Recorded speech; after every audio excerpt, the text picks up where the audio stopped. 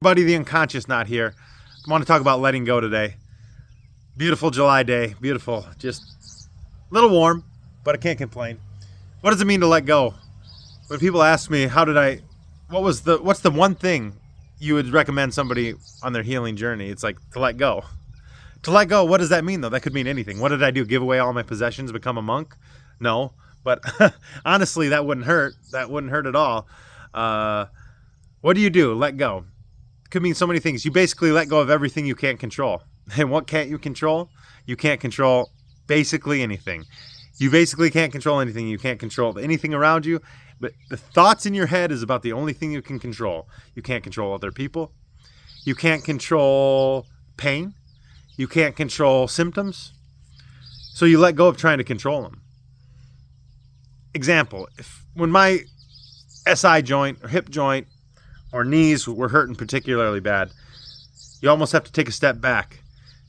Don't identify with the pain. You cannot identify with the pain. It is not you. You do not identify with, once you start identifying with the pain, if you say my pain, no, it's always the pain. You never identify with the pain. Take a step back. Look at the pain as an observer. It doesn't seem as intense. It lessens it. It takes you out of it. It takes you a little bit out of fight or flight. Then you say, okay, that is what it is.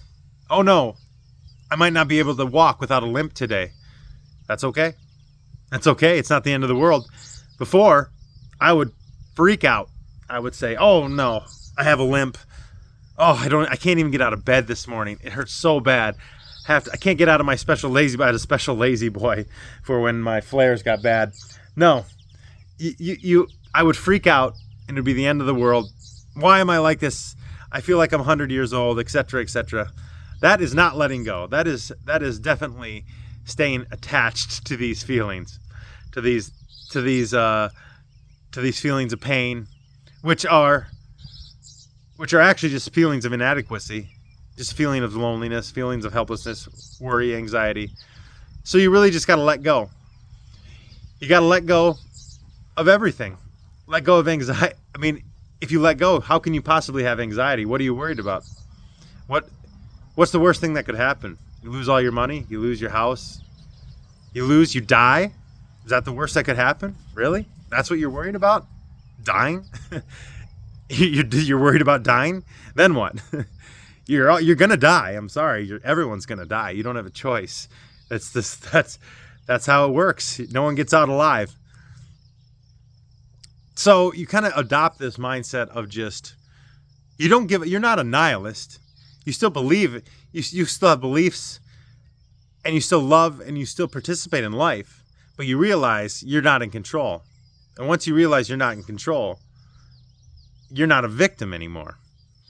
It translates to not being a victim. And once you're not a victim, then, well, there's really no reason for the symptoms to stick around, because it's basically psychosomatic as it is. You let go of wanting to control the symptoms. Well, the symptoms are there to try to distract you from what? Something else you cared too much about. The symptoms are there to distract you from your life, from your relationships, from who you want to be. But you should let go of that too. Let go of who you want to be. Why do you want to be famous? Why do you want to be rich? Superficial. Let go of that. Observe. And it's not a pushing away. Let go sounds like you're pushing stuff away, like you're rejecting it. No, that wouldn't lead to wellness. That wouldn't lead to recovery. If you're pushing things away, that's not letting go. Letting go is just being.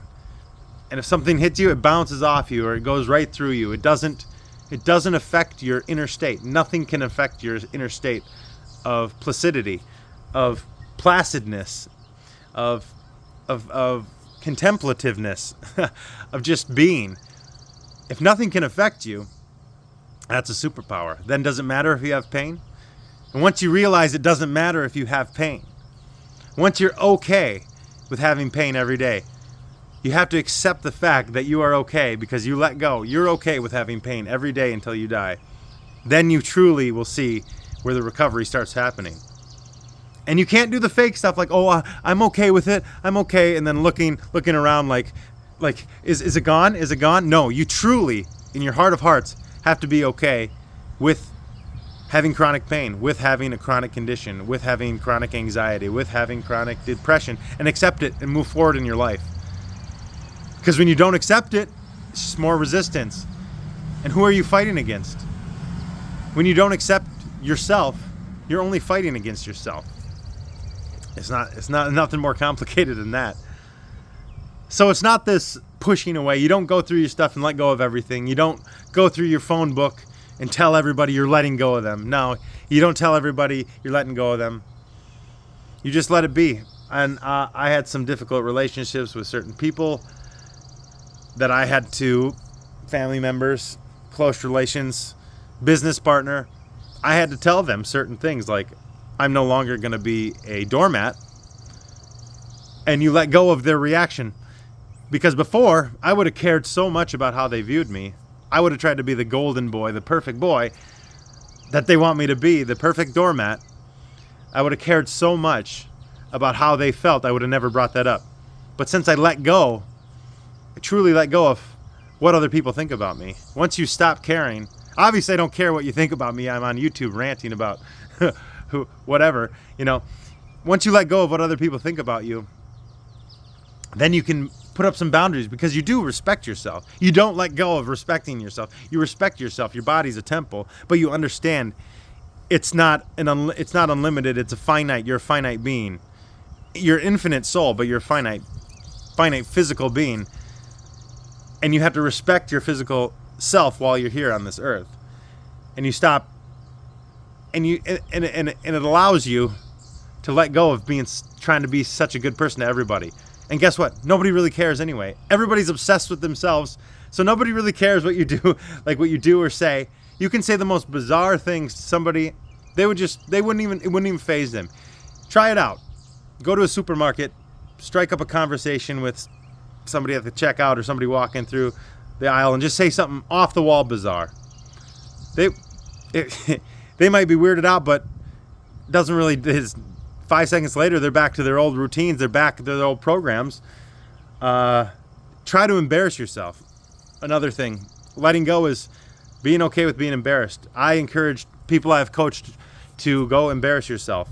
If you're really good at something, or you're really embarrassed about messing up something, maybe intentionally mess it up, like go out there and give a public speech and mess it up, or do particularly bad at whatever you're good at, just on purpose, in front of people that you're trying to impress, especially somebody you're trying to impress. Maybe there's a girl you're trying to impress or a guy you're trying to impress, and go out there and embarrass yourself. Wear some stupid clothes.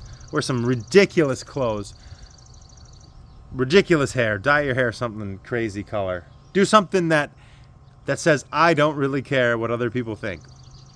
Not like in an ostentatious teenage, way, but in it's a exercise to get your guard down. Stop caring what other people think, because that's letting go. There's everything. It can be applied to everything in life. Yes, you need money to live. I understand that, but truly, do you need it right now to live, or do you have food in the fridge? If you have food in the fridge, then you can let go of this need of money. Do you have your health? Do you have everything else? Like, even, okay, you'll say, I don't have my health. Well, I have some pain. That's not. Well, you do have your health. You're alive. Your body is working. Well, I have 99% of your body is working perfectly. Your heart's working. It has to work. Your brain's working, or else you wouldn't be like everything. Your kidneys, your liver, they're all working. Even if you have trouble with them, they're still working, or else you'd be dead if they weren't working. To an extent, everything in your body's working. Even if you have chronic pain and can't get out of bed, your body's working pretty darn well, because you're still breathing. You're still alive. So be thankful for the 99% of all your cells that are doing well. That brings me to another topic. Thank your body. Constantly thank your body for doing a good job. Even if you don't feel like it, truly feel it. Try an exercise. Close your eyes and just focus on an area and just say, hey, body, I really appreciate it. Appreciate every one of those cells. It'll come back. That's kind of a Joe Dispenza type meditation. Joe Dispenza, the You Are the Placebo guy. He has 5 other books. They're all great. But his whole focus is really is really feeling the positive energy in your body and feeling it flow and changing your mindset and redirecting your energy, which is basically letting go of your old self. Just let go, guys. All right, talk to you later.